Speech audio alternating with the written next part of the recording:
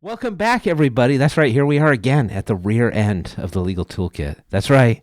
It's the rump roast. It's a grab bag of short form topics, all of my choosing. Why do I get to pick? Because I'm the host.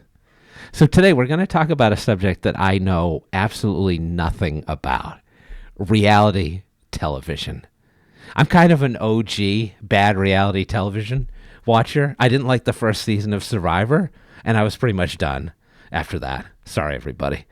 So I've recruited some experts to come in and help me. Jody's coming back. We've got Allie Kavit, who schedules guests for this very show. And we've also got Lindsay Egan, a family law attorney with whom I have consulted and known for years. Allie, welcome. You Thank have you.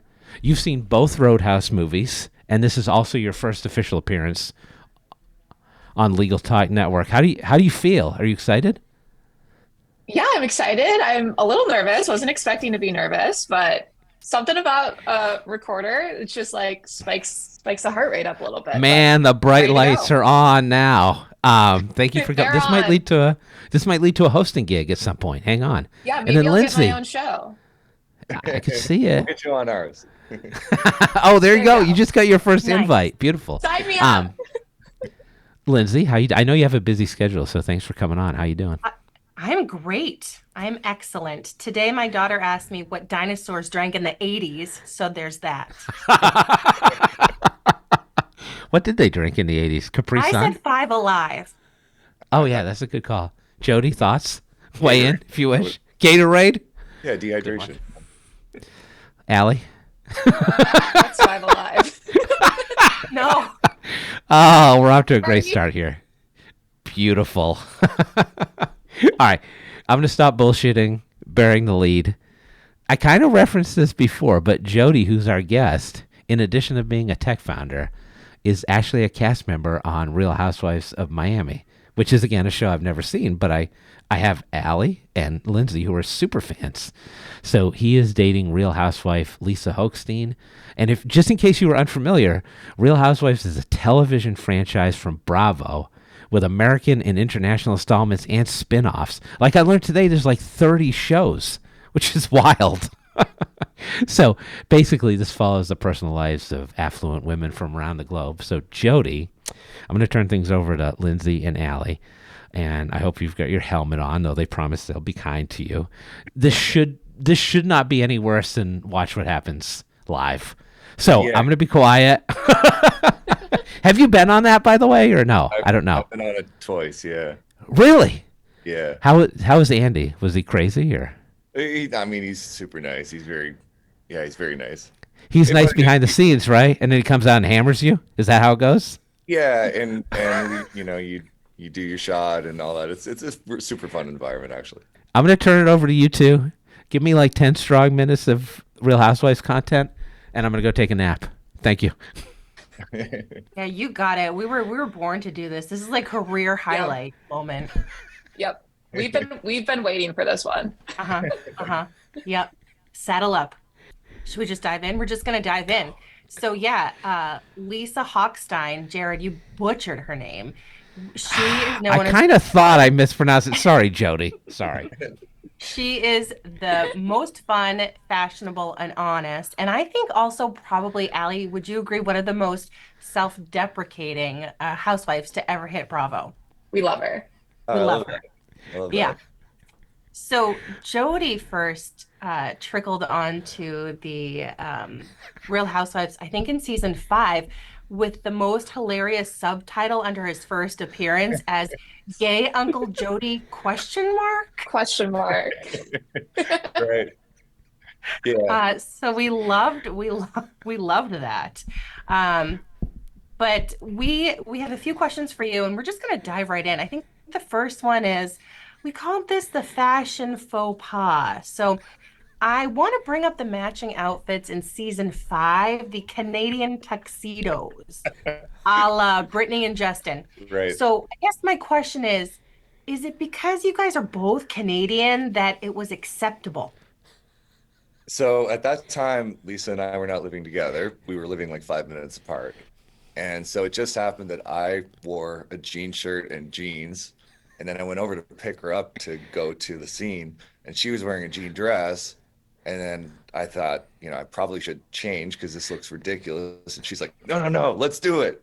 So we showed up like that, and it was actually pretty funny. It was excellent. I should also add that this was at a welcome home party, Jared, for someone's boyfriend who had been out of town for like 20 minutes. No lie. It was pretty All awesome. right, you're gonna make me want to watch this show. Keep going. I want to learn more. You need to watch it. You need to watch it. Yeah. Yeah. Yeah, Marcus Jordan. So Michael Jordan's son, Marcus, was on the show. So it was his. He just gone away to his, I think Chicago or something like that for 5 days, and Larsa threw him a welcome home party, and we were just kind of confused, but we attended. So good. So good. Can I just say, like, Jody and Lisa sound like the most down to earth people that have ever been on this show in its entire existence. Oh, one hundo. After one question, okay, 100%. okay, There's not a please doubt about proceed. We have some underrated moments that we were thinking of here, and so Lisa has the nicest things everywhere to say about you at any times, and coming from someone that practices family law and also has a blended family myself, she was quoted as saying that your families blend well together.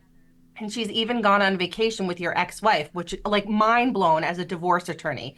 So my question is, would you ever go on a vacation with Lisa's ex? He and I don't get along anymore. So, I tried pretty hard to get along with him for about a year or so. And then it just became apparent as I continued to see, he would put things in court filings that had nothing. You guys are in the legal industry. So if you just go back and read any of these court filings, you'll see like there will be some filing where, he's suing to try to get a Waffle Maker back or something like that. And then somewhere in the middle of there will be an accusation that that Lisa broke up my marriage. Turns out I was not even married and wasn't even dating anyone at the time, but just all these wild things that he would put in an unrelated motion because he knows that, Page Six and all these people read these motions and they look for Lisa's name, and then sometimes a story will come out of it. So, I would talk to him and say like, hey, can you just leave me out of this? I'm not trying to be, I'm not even trying to be a reality person, honestly. I'm just happen to be dating Lisa. And it got to the point where I really can't try anymore with him.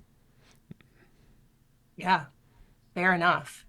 Um, I I think that like you and Lisa are such like the prototype of an awesome reality couple, I guess, if you will. So I see that you are both always hyping each other up on Instagram. So from, the social media perspective, how important is that to both of you? It was kind of new to me. I think when I met her, I had like 1,000 followers or something like that. I didn't really pay much attention to it. The first time she started, there's a thing in Instagram, like a collaborative, where they link the post together. All of a sudden, my Instagram just went crazy, and so it's been, I kind of have to pay attention to it now. So I think it's good though. You build an audience and it creates more opportunity for people to get to know you. And especially once you become public, you really can't become unpublic. And so getting a bit of your personality out there becomes more important because you don't want people to just think whatever they see on TV is who you are, especially when you're somebody like me and I'm not trying to be any kind of main character or anything like that. Lisa and I'll do a date night, or we do a night out with a couple people on the show, and it gets captured. That's not all of me, and so I think the more that we do podcasts like this, or people are following right now because Lisa and I and the kids are on a trip to Toronto. It's the first time she's been back here to see her family in many, many years. I think that helps because people get to know who we are beyond just the show. Which, side note, Real Housewives, for people listening, had taken a hiatus for a very long time. And for us Bravo super fans, we're freaking stoked that it's back. And it's really awesome also to see Lisa coming into her own skin and seeing her family on the show too. So her family are amazing, actually. So I met some people on this trip to Toronto. I'm in Toronto right now for this trip, but I met her brother for the first time. he's just such a nice guy. Like he was like taking the kids on excursions and just, really great guy. I've already spent quite a bit of time during the times that they would come down to visit with the mom and the aunt, and they couldn't be nicer people. And then we, had Logan's birthday last night. So yeah, we just love the family stuff. My daughter loves the family stuff too, and I think my daughter has kind of gotten pretty close with their kids, so it's really good. So Jody hinted to it before, but Yep. we desperately need to know about said waffle maker that has made so much press out there. So I guess my question is, do you guys make waffles a lot? And how good is this waffle maker? I've never experienced the waffles. I didn't expect it to be a controversial item to leave the house. It's a $70 million mansion with three dining tables and, I don't know, 9 bedrooms, I think. I don't want to be sued by Lenny for Right. it being 8 bedrooms instead of 9 bedrooms or something like that, but it's approximately 9 bedrooms. And, there were fights over which forks she should take or not take, or, should she have taken the waffle maker or not? We didn't really think it was going to be controversial, but apparently it was very controversial. And then there's a whole fight over, artists love one of the other things that Lisa's known for is art. She's been an art collector for many, many years, and you've probably seen on her Instagram if you've been following her, her promoting and showing off artists.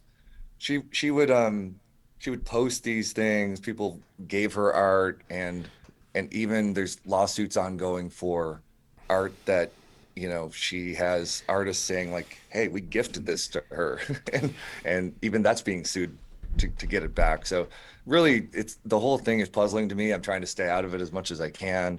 But it is, I don't know that the lawsuits will ever end. People I hear all the time, like, why doesn't Lisa stop for the kids? But what they don't realize is she's not the one initiating these lawsuits. But when you're sued, obviously, you guys are in the legal space, you understand this. When you're sued, you either defend yourself or you lose everything, like Oh, yeah. she could be sued and sued and sued until she just loses everything. And so she kind of has to fight back. And family law is like the wild, wild west. Like we are the world's okayest lawyers, and the laws sometimes apply in family court. It's weird. Although I would like to know the brand of the waffle maker at some point. But anyway, go ahead. You I can tell like us later. I like waffles. I think that could be the biggest sponsorship deal Lisa ever does. Yeah, oh, absolutely. So we at some there was some report that Lisa spent $10,000 on one Instacart run, which I could do that. So like no shame. We want to know, Jody, where would you most likely run up a 10K Instacart expense? Well, first of all, that, like many of the other things that were in these motions, never happened. There actually was no such thing. She tends to not quote back in the media because she doesn't want to seem argumentative sometimes and stuff, but that never happened. Um, where would I spend 10K? I think I've seen, um, I mean, I'm not sure what stores they have other than grocery stores. I don't use Instacart very often. Ah, Total Waffle Wine. House. Sorry, Total go. Wine. I would just fill up my tequila collection. Oh, nice. Yeah. Nice. All right, we got one more for you, Jody. Make it a good one.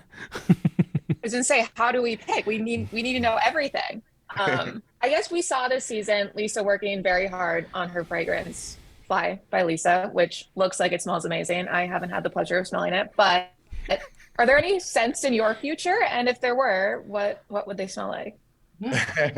It's funny because I do this like I wear two different colognes mixed together. It was an accident one time many years ago, and people were like, "Wow, what is that?" And so I've just continued to do it, and now I just put them into one bottle. I like pre-mix it, and Lisa was like, just saying on this trip, she's like, "Are you gonna make your own scent?" I'm like, "Absolutely not. Like, I'm in the software business. I have no intention to launch a consumer product or any kind of product like that ever.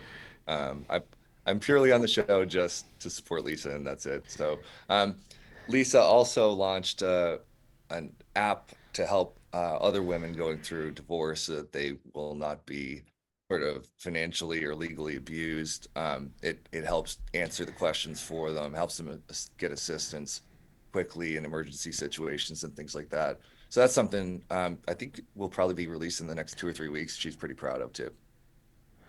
Awesome. This was great. Allie, Lindsay, you guys are great. Thank you for filling in my gaps of knowledge. I really appreciate it. Jody, really fun interview. Thanks for being a great sport. I actually learned a lot. I'm going to go binge Real Housewives right now. Do it. Thanks for listening, everybody.